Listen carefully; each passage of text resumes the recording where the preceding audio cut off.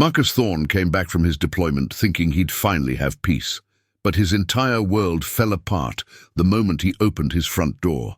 On the kitchen floor, his 6-year-old daughter was eating dog food, in silence, without tears, without fear. When he asked why she was alone, her answer was a whisper that crushed his soul. Because nobody came. He had survived the war, but nothing could have prepared him for this. This is the story of a man who returned and discovered he had left for far too long. The sun hadn't fully risen when Marcus turned the key in the lock. After nearly 8 months away, all he wanted was a hot shower and to see his daughter sleeping peacefully. But the house was dark, stuffy, and a sour smell hung in the air. He dropped his duffel bag on the floor when he heard a noise from the kitchen, a dry, repetitive sound, like something small tapping against metal. He moved forward quietly, and then he froze. Lily, his 6-year-old daughter, was kneeling on the cold linoleum, eating what was left in the dog's bowl. Her skin was smudged with dirt, her hair matted to her forehead. But it wasn't the sight that broke him. It was the calm way she chewed, no desperation. When she noticed him, she looked up slowly and said, "I knew you'd come back, Daddy. I just didn't know when anymore." And right there, Marcus Thorne's world stopped turning. Marcus was never a man of many words. He was raised between hard walls, curt orders, and promises made with a hand on the shoulder. The son of an absent truck driver and a mother who cried in silence, he learned early on that feeling was a weakness, and that honor was more important than affection. At 19, he joined the army. There he found rules, a uniform, a routine, and, in a way, a kind of home. He was respected, reliable, a man who never said no to a mission. But outside the base, there was Lily. His daughter had been unexpected, the result of a love that couldn't withstand the weight of his absences. Her mother left too soon, and Marcus was left with the responsibility and the confusion. In the early years, Jessica, a distant cousin with no children of her own, helped with her care. She was the one who took Lily to school, made dinner, and told bedtime stories.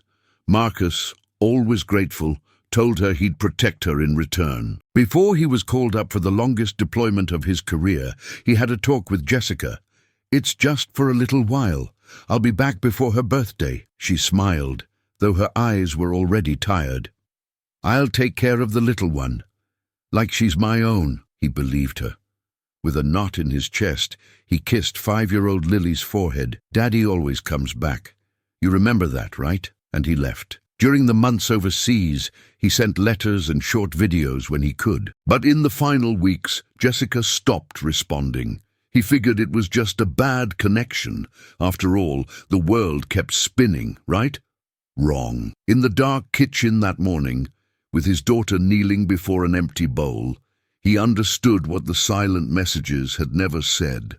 Lily didn't cry, she didn't complain, she didn't blame him, and that's what hurt the most. He knelt beside her. "Lily, where's Jessica?" The little girl looked at the floor. "She left a long time ago. She said she was coming back with bread, but she never did." Marcus's chest felt like it was caving in.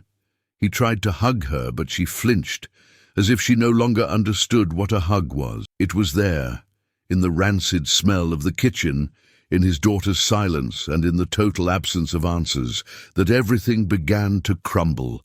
Marcus spent that first night sitting on the living room floor, with Lily asleep on the sofa, wrapped in 2 blankets. The teddy bear clutched to her chest was the only sign she was still just a child. She didn't want dinner, just drank a little water. She fell asleep without asking for anything, without any questions, as if she no longer knew what it meant to have rights or to deserve something. Marcus stayed awake. He looked around the house and saw the ruins of what he once called home. Dirty dishes piled up for days, the smell of mildew, forgotten toys in the corners, and walls scratched with tally marks, as if someone had been counting the days. And she had been, he realized, day after day, waiting for someone to return. On the coffee table, he found a notebook with children's drawings. In one, Two stick figures held hands in front of a window. In the corner, written in shaky letters, "Daddy comes home today." But he hadn't come home that day, or the next. How many times had she drawn that scene? How many times had she hoped, all alone, hungry, in the dark? Marcus closed his eyes. The pain he felt wasn't like an injury. It was internal, raw. The kind of pain that settles deep in your chest and refuses to let go. He tried to justify it in his head. He didn't know. He trusted Jessica. He was serving his country. But no excuse could erase that image. Lily, thin, kneeling, eating dog food. He thought about how good he was at following orders, how disciplined, loyal, and strong he was. But he had never learned how to be a father. Not really. And in that heavy silence, his true desire surfaced. It wasn't enough to rescue his daughter. He needed to be worthy of her. He wanted to be someone she could look at without fear. Someone who hadn't just come back, but who had stayed. He wanted to hear her laugh again, to see her drawings filled with suns, not shadows. He wanted her to sleep soundly, with a full belly and a peaceful heart. It was a desire that couldn't be put into words. It was more than guilt. It was emotional urgency. It was the certainty that if he failed again, he would lose more than custody of his daughter. He would lose what little was left of himself. So he decided he wasn't waiting for anyone else. Jessica could be gone, the family could have turned their backs, the system could have failed, but he was here now. And the mission had changed. From that moment on, Marcus would trade his rifle for a stovetop, his combat boots for a broom, and his discipline for presence. It wouldn't be easy. He knew that. He didn't have the emotional tools. He didn't have a manual. But he had a little girl who still looked at him, even in silence. And that look, however fragile, still recognized him. That night, he made some simple rice. He warmed up milk. He organized her room as best he could, changing the sheets and placing the teddy bear next to the pillow. He left the hallway light on. And, for the first time, he spoke out loud into the darkness. "I'm back, sweetie, and I'm never leaving again." Lily didn't answer. She was asleep, but from the sofa her small body turned slightly in his direction. It wasn't much, but it was a start. The next morning, Marcus woke to the sound of his own heavy breathing, his body aching from a night on the floor. But it wasn't physical pain that pushed him to get up. It was the weight of urgency. Lily was still asleep, curled up, her feet uncovered. He gently covered her and went straight to the kitchen. He washed the dishes with cold water, swept the floor, and opened every window. The house smelled of abandonment, and, somehow, of guilt. The refrigerator was nearly empty. In the pantry he found scraps, spilled raw rice, open cans, and stale crackers. In a corner the dog's bowl, dry. And the dog? Gone. Maybe it ran away. Maybe it died. There was no way to know. As he made coffee, he heard small footsteps behind him. "Morning, sweetie," he said without turning. Silence. Lily sat at the table, teddy bear in her lap, staring blankly ahead. Marcus placed a piece of toast with butter in front of her and a glass of warm milk. She ate slowly, as if testing whether it was real or if it would vanish at any moment. "Do you want to tell me anything else?" he asked, trying to sound casual. She just shook her head no. The questions piled up in Marcus's mind. Where was Jessica? Why hadn't any family members called him? How did no one notice a child was missing for so long? He grabbed the old phone he'd left in his room and tried calling the numbers he remembered. No answer, no news. Jessica's number went straight to voicemail. On the third try, he heard a click. She'd declined the call. With each passing day, Lily spoke less. She slept on the sofa, even with her room made up. She only moved when he directly asked her to do something, and even then reluctantly. What hurt Marcus the most wasn't the silence, but the fact that his daughter didn't cry. Young children cry over everything, but Lily seemed to have forgotten how. On their first trip to the grocery store, with him carrying the bags and holding Lily's hand, he noticed the neighbors' stares. Whispers, judging eyes, a poor man muttered near the bakery. To them, He was the absent father, the soldier who abandoned his daughter, and in truth there was no denying it. He wasn't there when she needed him most. That evening, when he tried to give Lily a bath, she refused with a simple, "I already washed." But the towel hanging in the bathroom was still damp and dirty from the day before. Marcus insisted gently, "I can help you, just for today. Then you can go back to doing it yourself, if you want." Lily hesitated. Then she agreed. She stood perfectly still as he washed her hair, carefully, trying not to frighten her. The strands were matted with knots, dust, and bits of food. When he finished, she just said, "Thank you, sir." That word cut him like a knife. She was treating him like a stranger in a uniform. That night, Marcus didn't sleep. He took a blank sheet of paper and started writing down names, possibilities, places where Jessica might be. Tomorrow, he would go look for her. But one thing was certain. Even if he didn't find her, he would not leave Lily alone again, not for a second, because he understood now. Trust was a fragile bridge, and silence was all it took for it to collapse. And if he wanted to rebuild that bridge, he would have to start with the first nail every single day. On the third day, Marcus decided to leave early. He left Lily sleeping with a note on the table. "Be back soon. I love you, Dad." It was the first time he'd been away from her since he found her, and the knot in his chest was almost unbearable. But he had to find Jessica. He started downtown, asking in grocery stores, bakeries, pharmacies. Some remembered her. "The dark-haired woman vanished into thin air," they'd say. "She was acting strange lately," a cashier commented. "I think she moved into a motel over by the bus station." And that's where Marcus went. The receptionist hesitated to give out information, but his expression, unshaven, with hollow eyes and a voice caught between anger and desperation, was convincing. "Room 12, end of the hall." Marcus knocked. No answer. He knocked again, harder. When the door finally opened, a pale, thin woman with sunken, dark-circled eyes appeared. It was Jessica. She froze when she saw him, as if yanked abruptly from a nightmare. "Marcus," she said, her voice barely a whisper. He didn't respond right away. He scanned the room.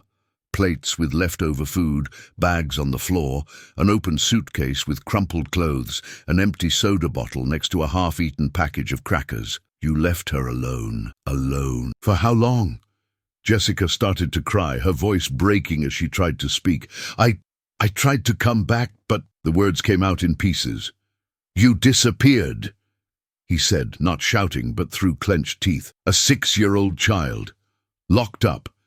Eating what the dog left behind. You promised me, Jessica." She collapsed onto the edge of the bed, her hands covering her face. "I lost my job. They cut the power.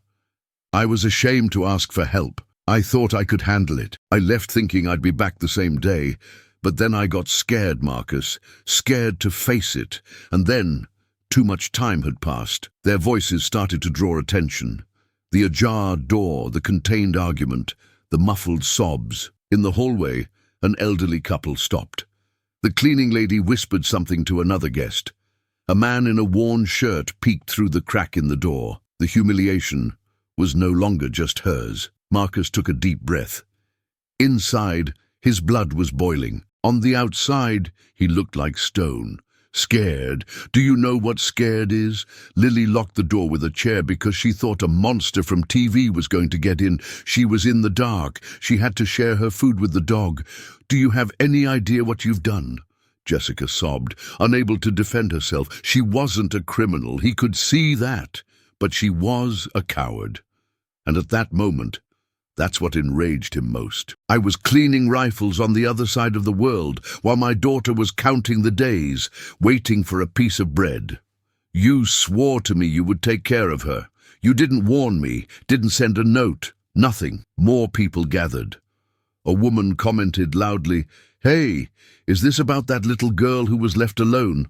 It was all over the neighborhood Facebook group, right?" And then, like an avalanche, came the final blow. "Look, it's the absent father. Now he wants to cause a scene." Marcus spun around, his eyes red. A scene. Did any of you see my daughter? Did you think it was fun to record a video, to take a picture of the locked gate? But nobody went inside. Nobody called the police. She could have died in there. Died. And all you did was share it on WhatsApp. An awkward silence fell over the hallway. No one answered. No one met his gaze. Jessica murmured, I have nothing to say. Marcus stared at her for a few more seconds, his eyes filled with disappointment but no violence. I'm not here to yell. I'm here because you owe her an explanation. And if you have an ounce of shame, you'll show up at my house, even if it's just to listen to what she has to say. He turned his back and walked away, past all the onlookers. Not a single step was light. The shame wasn't just hers anymore. Now it was his too, for trusting, for leaving, for not seeing it sooner. On the way back, the city felt harsher. The people seemed smaller. He kept asking himself, how did nobody see, and how did everybody see? He arrived home with his face wet from sweat and the fury he'd held back the entire way. Lily was sitting on the sofa, drawing in silence. A crooked sun, a house with closed windows. Dad, she said without looking up. You took a long time. Marcus knelt in front of her. I will never take a long time again. I promise. Oh, and that night, as she slept, he wondered, what does it cost to rebuild what abandonment has broken? Because the answer was starting right there, and it was going to be a long one. That night, Marcus couldn't sleep. Lily was breathing deeply in the next room, hugging the teddy bear that was once white and now had stains of sadness. The little girl was exhausted, not just her body, but her spirit, worn out from waiting. She slept like someone who had finally been given permission to shut down, but her sleep wasn't peaceful. Her body would sometimes tremble. Her feet would curl up as if still ready to run. Marcus sat on the edge of her bed for hours, watching, trying to understand, trying to accept what he could no longer deny. His daughter had survived on her own. For days, maybe weeks. What hurts a father more than discovering his child has learned to live without him? It was then that he started searching for signs, traces of what she had lived through alone. In the kitchen, he found food hidden behind the refrigerator, empty cracker packages, dried banana peels, a piece of moldy bread wrapped in a cloth. She had tried to ration what little she had. In the bathroom cabinet, a toothbrush with frayed bristles and empty toothpaste tubes cut in half. She had improvised, trench survival, but she was just a child.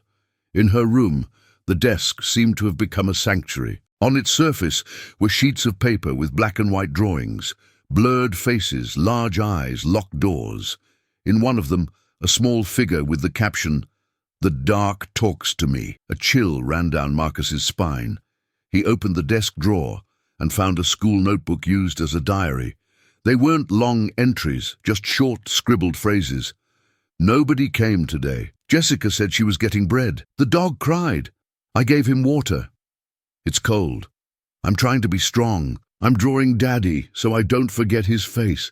That sentence tore him apart. He had to sit down. The notebook fell to the floor, and when he picked it up, he found a folded page at the back with a calendar. The days he had promised to return were marked with little red hearts. Every single heart was crossed out with an X. It was the way Lily had found to cope with postponed hope. Day after day, heart after heart, she had crossed off everything that still made waiting make sense. Marcus put his hands to his face and took a deep breath. He had faced the desert, the jungle, the roar of helicopters, the muffled screams of war. But nothing, absolutely nothing, had prepared him for the silent sound of a forgotten child. He couldn't just cover the pain with action anymore. He could clean, cook, organize. But that wouldn't mend the broken pieces. He needed to be there, present. He went back to her room and lay down beside her, without touching. He just stayed there, listening to her breathe. He thought about how she had survived the dark days, the silence, the voices on the TV talking about break-ins, the shadows in the windows, the creaks of the roof, and above all, the emptiness. In the middle of the night, Lily murmured in her sleep, "Daddy, don't go." Marcus swallowed his tears, turned towards her and whispered back, I'm here, my love. This time it's forever. In the morning, light streamed through a crack in the window, hitting the living room floor.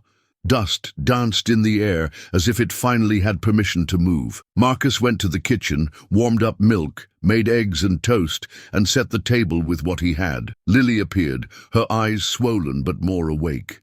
"Is that for me?" she asked suspiciously. "It's for us," he replied. She sat, took a bite of toast, and let out a sigh. Small, but real. Marcus realized it was the first time she had eaten without fear, without rushing, without hiding pieces in her pocket. After breakfast, she asked to draw. He gave her clean paper and sharpened pencils. He sat beside her in silence, just watching. The drawing had two people, a man and a girl, side by side. There was a sun, an open window, a plate on the table. It was the first sign that some color was returning. Lily wasn't smiling with her lips, but her strokes were lighter. And that said a lot. As she drew, Marcus noticed more marks on the wall, small scratches grouped in sets of 10, tally marks, dates, days. No one would ever know, maybe not even her. But he knew what they meant. She had tried to anchor herself in time. She had tried to organize the chaos. Under her bed was a cardboard box with bottle caps, hair ties, and pen caps. Things that had become toys, tools of resistance. She had survived with what she could, how she could. "Honey," he said, moving closer, "did you know the dark can't talk to you anymore?" She stopped drawing, looked into his eyes, and answered in her small voice, "It told me I was going to disappear too. But the bear told me it was lying. I talked to him when I felt like no one else could hear me." Marcus knelt, cupping her face in his hands with all the care in the world. The dark lied, and the bear was right. "I came back, and I will never, ever leave you alone to hear that again." She didn't answer, but for the first time she jumped into his arms without him asking. The hug was tight, desperate, filled with everything that had been trapped for too many days. And in that embrace, Marcus understood her pain was greater than any guilt he could ever carry. But the love was still there, broken, muted, and now it was time to start over. Have you ever had to be strong when everything inside you wanted to collapse? Have you ever pretended you were okay just so you wouldn't worry anyone? If so, type yes down below. I read every single response, and you might not know it, but your comment could make someone else feel a little less alone today. We're in this together, for real. The next afternoon, Lily was sitting on the living room floor, barefoot with the bear in her lap, arranging bottle caps as if they were coins. Marcus watched her from the doorway in silence. He didn't want to interrupt, just to understand this new territory his daughter inhabited, a world made of crumbs, fantasy, and silence. That's when she looked at him and said, "Do you know how to make a little wooden house?" The question came without warning. For a second, it took him a moment to understand. A house? What do you mean? Like a dollhouse? For the bear. So he has a place too. Marcus smiled. He couldn't remember the last time she had asked for something. He got up, went to the garage, and came back with a piece of wood, some nails, a hammer, and an old toolbox. "I think we can give it a try." They sat on the floor together. She handed him the nails. He held the pieces. The house wasn't pretty, but it stood. When they finished, Lily took a marker and wrote, in crooked letters, "Bear's Home" on the front. It was the first moment of shared creation between them. It wasn't just a toy. It was a silent pact. If the bear now had a home, maybe she could start to have one again too. After that, something in the air shifted. Subtly, Lily began to watch Marcus more often. She listened for his footsteps. She noticed when he stirred his coffee or when he sang quietly off-key. One evening, he saw her sitting and drawing. The paper showed two figures with small smiles, an open window, and a dog. In the corner, she had written, "The dog came back in the drawing." It was an almost imperceptible detail, but it marked an emotional turning point. She was allowing hope to return, even if she was still afraid. In the following days, Marcus took Lily to the park, even though she refused at first. In the sandbox, she just watched the other children. She didn't play, but she didn't cry either. "Don't you want to go over there?" he asked, trying to sound natural. She shook her head. "If I make friends and they leave, it'll hurt again." The weight of her words hit him hard. He knelt and answered calmly, "It will hurt, sweetie, but it will hurt less than being alone forever." She remained silent, but she didn't refuse when he offered his hand. They walked home in silence, but holding hands. That night at dinner, she took half of the banana she was eating and put it on his plate. It was the smallest, yet most immense gesture she could have made. He didn't say anything. He just smiled and accepted it. It was like this, with almost invisible gestures, that the connection between them began to be reborn. Marcus started making lists of what he needed to buy, fix, and learn. He started watching videos on gentle parenting, even if he didn't understand everything. He discovered that listening was more important than teaching. He discovered that patience was harder than discipline. He discovered that forgiveness takes time. One day, as they were organizing her toys, she asked, "Are you going to leave again?" He stopped and turned to her, and with a firm voice he answered, "Never again without taking you with me." She then pointed to the ceiling. "Then we need to fix the holes. When it rains, I listen to the dripping until I fall asleep." Marcus laughed, not at the sentence, but at the way she was starting to inhabit the house again. She was no longer just present. She was occupying space, making plans, demanding repairs. The next morning he started cleaning out the garage. He sorted old planks, rusty hammers, and loose screws. He thought, what if all this became a small wood workshop? He didn't know how yet, or for what, but he wanted to build something with his own hands, something that was about the now. Lily appeared at the door with a piece of paper. "Can I make a drawing to put on your wall?" "Of course you can." The drawing was simple. A man sawing wood, a girl holding a dog, and a sun in the background. But what caught his attention was what was written at the top. "Now he stays." Marcus looked at his daughter, his eyes welling up. "Do you really believe that?" She shrugged and said, "I'm still testing it." And for him, that was already everything. That week, Marcus started waking up before sunrise. Not out of duty, like in the barracks, but by choice. He liked making coffee before Lily woke up. It was as if every morning was a new chance to say, "I am here." As the kettle whistled on the stove, he jotted down ideas in a notebook to improve the house. Small goals: fix the leaky roof, change the curtain in her room, build a shelf for her colored pencils.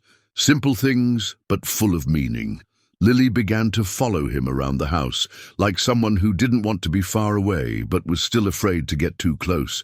She watched everything in silence. Sometimes she helped, sometimes she just watched. In the garage, the old storage mess started to take shape. Marcus cleaned the walls, built a workbench from reclaimed boards, and hung up tools. He didn't know exactly what he wanted to do there, but he felt he needed that space. It was the only place where he allowed himself to fail without fear. And maybe that's what he wanted to teach his daughter, that she could also make mistakes, try, and start over. "Want to paint with me?" he asked one day, offering her a small brush. "Am I allowed to get messy?" she replied, skeptical. "You're supposed to," he smiled. And she painted, crooked lines, mixed colors, splatters on the floor. At the end of the day, the garage wall was stained with paint and with laughter. It was the first time he had heard her laugh since he came back. It didn't last more than 3 seconds, but it was music. Over time, they started eating their meals together. Lily began to pick out vegetables at the farmer's market, to ask how to fry an egg without burning it. One night, she said, "Your rice is still sticky, but it tastes like home now." Marcus laughed. It was the highest compliment she had ever given him. But not everything was light. Some nights, Lily would wake up sweating, her eyes wide. She would cry without a sound, her body trembling. Marcus would find her sitting on her bedroom floor, hugging her bear, muttering confused phrases. It talked again. The dark talked again. He wouldn't ask questions. He would just hold her and repeat, "It's not in charge here anymore. We live in this place now." And she would fall back asleep. Other times, seeing the back door open or a shadow at the window would make her flinch. She was afraid of anything that reminded her of leaving. Once, Marcus had to be gone for 2 hours to fix a problem with the water main. When he returned, he found Lily sitting on the living room floor with every chair in the house piled up behind the front door. "I thought that you forgot," she said, almost breathless. Marcus knelt and took her hands. "I will never forget again, and if I ever have to leave, you will know where I'm going, who I'm with, for how long. Deal?" She nodded, but she didn't smile. It was a process, and he was learning to respect her timeline. One afternoon, Lily came to him with a folded piece of paper. "This is a secret, okay? But I wanted to show you." It was a letter she had written to Jessica, in large, misspelled but understandable letters. "Auntie, I waited. You said you were coming back with bread. I was hungry, but more than that, I was scared. The dark said you weren't coming back because I was annoying. But now I know the dark lies. Still, sometimes I'm still mad. But I miss you too. I don't know which one is true. But I'm okay now. I just wanted you to know that." Marcus read it in silence. Then he carefully handed the paper back to her. "Do you want to give this to her?" Lily thought for a moment. One day, maybe, and he understood.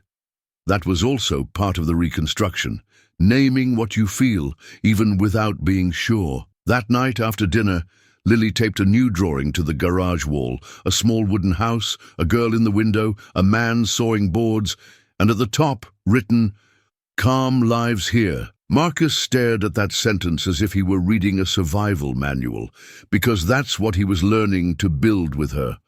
A place where calm wasn't forced silence, but constant presence. And for the first time in a long time, he felt that they were, at last, starting to come home. The following week, Marcus's old cell phone buzzed on the kitchen table. The screen flashed a name he hadn't seen in months. Lieutenant Miller. "A new mission. We need you, Sergeant. 3 weeks. Out of state. Transport's already cleared." Marcus looked over at Lily, who was in the living room drawing silently.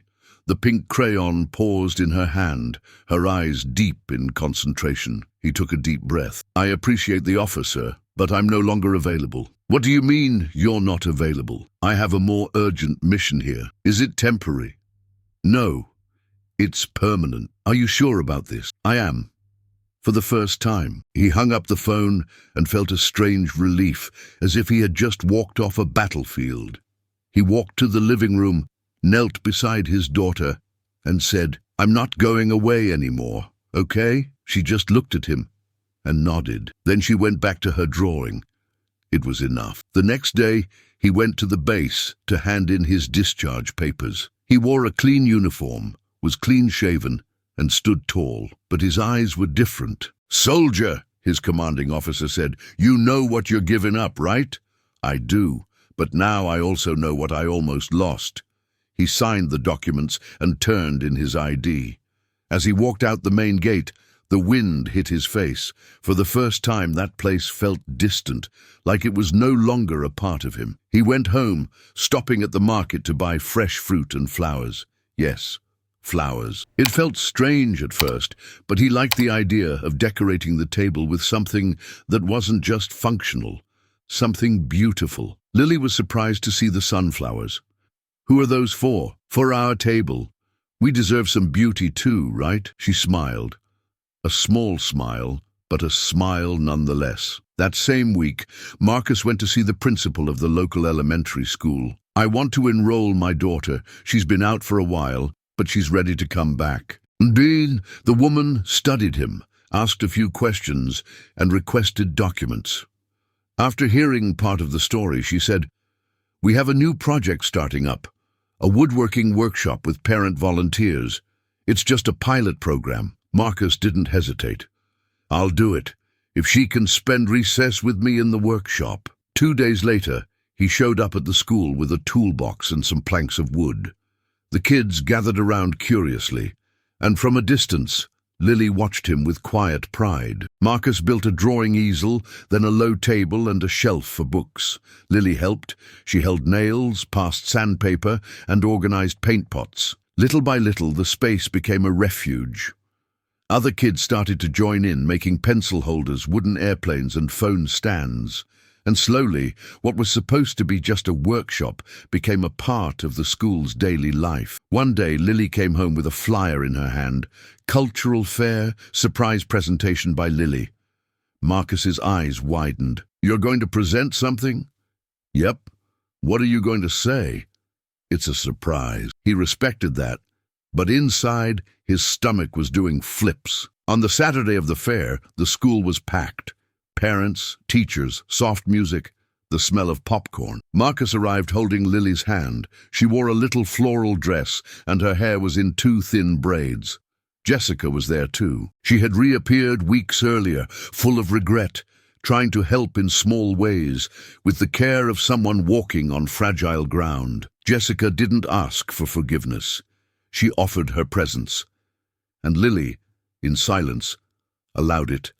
A little more each day. On the makeshift stage in the school gym, Lily walked up with a folded paper in her hands. The teacher adjusted the microphone. The crowd fell silent. "I wrote this for my dad, but also for anyone who's ever been scared." Marcus, sitting in the front row, felt his heart race. "When I was alone, I thought the world had disappeared. I was hungry. I was afraid of the dark. And the dark said bad things. It said no one was coming back. But then, one day, he came back." She looked directly at her father. "He didn't come back with toys or with magic. He came back with sticky rice, a crooked laugh, and strong arms. He came back with tired eyes, but with the will to stay. And now, when I wake up, it smells like bread and sounds like sawing wood. And when I sleep, there's the sound of laughter. I still get scared sometimes, but now I know I'm not alone anymore. Because he stayed." A deep silence filled the space. Then, applause. Loud. Warm. Jessica was crying silently, hugging herself. Marcus remained seated, his eyes glistening, his hands clasped in his lap. He didn't move. He didn't smile. He just absorbed it all. Lily came down from the stage and walked to him. "Did you like it?" He pulled her onto his lap and held her tight against his chest. "It was the most beautiful thing I've ever heard." She rested her face on his shoulder and murmured, "Everything's going back to its place now, right?" Marcus closed his eyes and answered, "It is. One nail at a time." That day, as they put away the workshop tools, Lily held his hand firmly and said, "Daddy, you know you're my everyday hero now, right?" He didn't answer right away. He just squeezed her small fingers, because he knew that being an everyday hero was much harder than being a soldier at war. But for the first time, he was ready. On the Monday after the fair, Marcus was walking Lily to school, just like every day. But something was different. At the gate, a woman he didn't know, maybe a student's grandmother, briefly took his hand. "You're Lily's father, aren't you? I just wanted to say congratulations. You have a gem of a daughter." He thanked her, not quite sure how to react. He wasn't used to praise, especially from strangers. Further on, one of the teachers called out to him, "Marcus, some people from the city saw the video of Lily's presentation. It seems it was shared on a community page. They want to learn more about the woodworking project." He raised his eyebrows, surprised. "Really? Really? And if all goes well, they might expand the initiative to other schools in the district." Marcus looked at Lily. She smiled shyly and shrugged as if to say, "Well, I just told the truth." The video had been recorded by a parent and, unexpectedly, had gone viral locally. Not because of its technical quality, but because of the sincere words of a child who had survived abandonment and who recognized the value of presence. Thousands of views, emotional comments, offers of help, and donations for the project poured in. But along with the admiration came something else, the weight of public curiosity. That same week, Jessica was seen leaving a health clinic. A neighbor took a photo and posted it on social media with the caption, "She has the nerve to come back to town after everything. Is that shameless or is it courage?" The The comments were divided. Some attacked her, others said no one knew what she had been through, and some defended her. If the little girl has forgiven her, who are we to cast stones? Jessica went to Marcus. I'm willing to do whatever you and Lily think is right. If you want me to disappear, I'll disappear. If you want me to be here, I'll be here, but I'm clean now. I got treatment. I'm stable. He watched her in silence. Lily still asks about you sometimes, but without pain, with curiosity. I would do anything to undo what I caused. You can't undo it, but maybe you can do things differently from now on. They agreed she would participate slowly. A quick visit, an outing with him there. No rush, no promises. When Jessica showed up at the school for the first time, Lily was building a dollhouse in the workshop with Marcus. She saw her and froze for a few seconds. Then she just said, "You can sit. There's a hammer for 3. The reaction was blunt, but open. It was enough for her cousin to understand that forgiveness wouldn't come with words, but with time spent together. That same afternoon, the school principal called them into her office. The Board of Education has approved the woodworking pilot, and what's more, the project is going to become part of the experimental curriculum for the municipal network. It all started with you two." Marcus smiled, unable to hide his pride. "I just wanted to teach her how to hammer a nail without getting hurt." "And you succeeded," the principal replied. "But you ended up teaching a lot of adults how to relearn what presence means." Days later, the social worker from Child Protective Services, who had been discreetly monitoring the case from the beginning, made a final visit. "We're closing the formal monitoring today, Mr. Thorne. And honestly, this was one of the most difficult cases I've ever seen, and also one of the most beautiful to watch to the end." Marcus thanked her. "I still don't know if I'm doing everything right. Nobody does. But what matters is that you're doing it, and you're here." At the market, at the fair, at the bakery, people now called him by his name. Many said, "Congratulations." Others just smiled with respect. The judgment that had followed him in the first few weeks seemed to have turned into admiration, and that bothered Marcus, not out of pride, but because he knew that behind the praise there were others like him, other fathers, other mothers, other invisible children still trapped in the dark, without a rescue. And that's when he had an idea. He spoke to the principal, then to the community center, then to a friend from his army days who also had kids, and the Presence Project was born. Woodworking workshops for parents and children, monthly meetings for families in recovery, discussion groups on active fatherhood, free courses on emotional care. At the first official meeting, more than 20 families showed up. Some fathers with their children in hand, others alone, their eyes full of doubt and the desire to do better. Marcus got up on the makeshift stage and said, "I'm not a psychologist or a teacher. I'm just a dad who came home and found his daughter with hunger and silence where her childhood should have been. And ever since, my mission has been to learn how to stay." Timid applause, firm gazes, emotion in the air. After the meeting, a woman approached him with a little boy. "Do you think there's still time for me?" Marcus looked at the boy, who was distractedly fiddling with a piece of sandpaper. "If he still calls you Mom, there's time. And even if he doesn't, you start from scratch, but you start." That night at home, Lily placed a piece of paper on the kitchen table. "It's an idea for our next project." Marcus unfolded it and read, "Can we build a bookshelf? I want to have stories close to me." He looked at his daughter. "We can build as many stories as you want." And deep down, he knew the world no longer saw Lily as the girl with the dog food. She was the girl who taught an ex-soldier how to stay, and he was the man who traded a world at war for peace at home. Marcus learned that heroes don't wear capes or uniforms. They wear patience.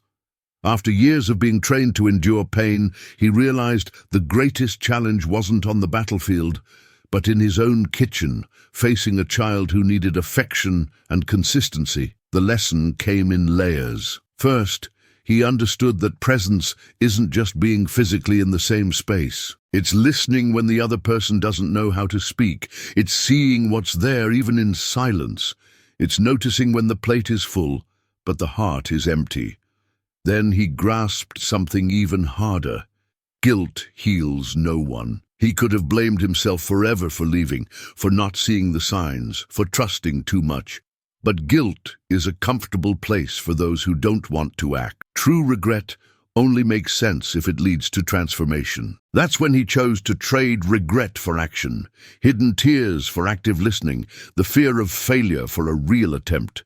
With Lily, he learned the language of time, the time it takes to not force a hug, the time to respect silence, the time to laugh slowly. She taught him that rebuilding a relationship isn't about apologizing once. It's about apologizing with gestures every single day. And perhaps the greatest lesson of all was this, that a child's love is a rare and fragile opportunity. But when cared for properly, that opportunity blossoms again. Today, Marcus knows he doesn't need to prove anything to anyone. He doesn't need to be Father of the Year. He doesn't need to respond to the comments or the judging looks. What he needs is to keep being the dad who stayed. Because in the end, it's not about being perfect. It's about not giving up. And if there's one thing he wants to teach his daughter, it's not how to cut wood or hammer a nail straight. It's to show her that even someone who makes huge mistakes can learn how to care, can learn to love better, and can above all relearn how to be a shelter, because every child deserves to come home. But more than that, every child deserves for home to be waiting for them. Months have passed since that first drawing with the closed windows. Today, Lily wakes up early, picks out her own clothes, and carefully packs her backpack. Before leaving, she runs her finger over a small wooden plaque hanging on her bedroom door. Courage lives here. She wrote it herself with a blue marker after she overcame her fear of sleeping alone. At school, she's become a role model, not for being the girl from the video, but because she helps classmates who are learning to read, and because she's good at building things. Her science fair project, a small bookshelf she made with Marcus. Its title, Room to Grow. Marcus, for his part, was invited to speak at a seminar on active fatherhood. He showed up in a simple shirt, clean-shaven, with his old notebook in hand. He told his story with a steady voice, but with watery eyes. At the end, a man stood up and said, "I left my son waiting too. Thank you for showing me it's possible to go back." Jessica still comes by on Tuesday afternoons. She helps Lily with her homework, bakes a cake, and tells stories from her school days. The relationship between them is still cautious, but it exists. Lily calls her auntie, and Jessica, though her heart aches, accepts it. She knows that winning back trust isn't about demanding a place, but earning it slowly. The woodworking workshop has grown. It now runs in 3 neighborhood schools. Marcus trains other parents to teach their children, and also to listen to them. "Nobody comes here to get everything right," he says. "We come here to mess up together, to learn and to stay." The house where Lily lives has new curtains, the smell of cake on Sundays, and the sound of tools from the garage. But the biggest sign of change isn't in the furniture. It's in the small gestures. Like the note Lily left in her father's notebook the other day. Today was just a normal day. And that's what I like the most. Because after so much fear, hunger, and silence, the greatest victory is being able to call an ordinary day home. And Marcus now sleeps in peace, because he knows he didn't just save his daughter. He saved himself from the absence that the world so often normalizes. And when people ask what he does these days, he answers with a small smile, "I'm a carpenter of memories and a father." Every single day. If this story touched you in any way, leave a like down below. It shows us it's worth continuing to bring stories like this to you. And tell me in the comments, what city are you watching from? I read them all and make sure to reply to everyone who takes a moment to comment. If you believe in the power of stories that transform, subscribe to the channel. We're just getting started, and every new subscription gives us the strength to keep going. And hey, don't leave just yet. Choose one of the 2 stories on the screen and continue with us in the next video.